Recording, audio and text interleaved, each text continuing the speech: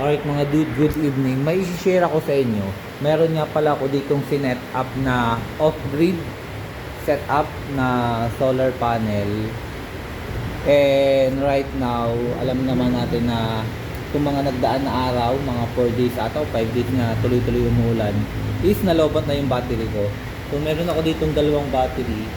Actually, hindi ko naman siya talaga nilolobat. Nagtitira ako ng 10% and umabot na siya doon. So, ang maganda dito pala sa One Solar natin, meron siyang low voltage disconnect.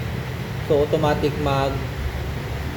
transfer siya kay AC. Makikita nyo ngayon na kay AC na siya. So, nagbabayad na tayo kay Meralco.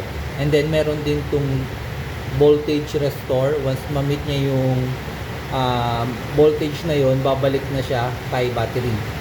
So, ngayon, kailangan natin i-charge yung battery natin kasi naka 0% yung charging setup neto kasi ayoko nga magbayad kay Meralco, kaso wala tayong choice dahil walang araw. So kailangan natin mag-charge, i-charge natin yung battery kasi baka mamaya ay mawalan ng kuryente. So at least merong charge yung battery natin. So sa pag-charge ng battery natin, lagyan siguro natin to ng 10% na charging.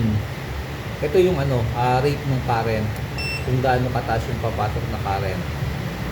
Alright, so 10% para mag-charge yung battery. So sa ngayon, nagbabayad na tayo kay Meralco pag ganyan. So, sinacharge natin yung battery ng 10% current rate para ma-charge yung battery. So, ngayon, makikita nyo, 13 na. Magkaano to babalik kasi to, low voltage restore. So, taasan natin yung voltage restore nito. Kasi naka 13 lang to. Battery priority. Hindi nyo ata nakikita ayan. So battery priority tayo. Ito yung sinasabi kong low voltage protect. Once ma-meet niya yung 12 volts, ta-transfer siya kay AC. So na-meet na niya to, kaya nag-transfer na siya kay AC. So tataasan na natin to, or hindi 12 pa rin, pero ang tataasan natin ay ito, low voltage restore. So kaya ko bantasan to. Ayan. Gawin kong 13.4. Uy, wala. Gawin ko siyang 13.4 para at least may charge siya. 13.1, 13.2, 13.3, 13.4. Ayokong 13.6 kasi yun yung full charge nung battery natin.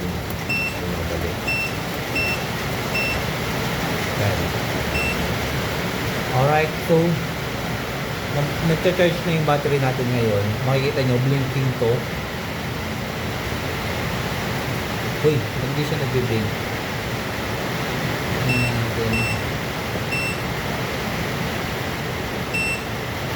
Naka-0. Ano ba? 10. Yan. Okay. Makikita nyo, blinking na yung battery indicator natin. Ibig sabihin, charging na siya. Okay. Lumalakas na naman yung ulan mga dude.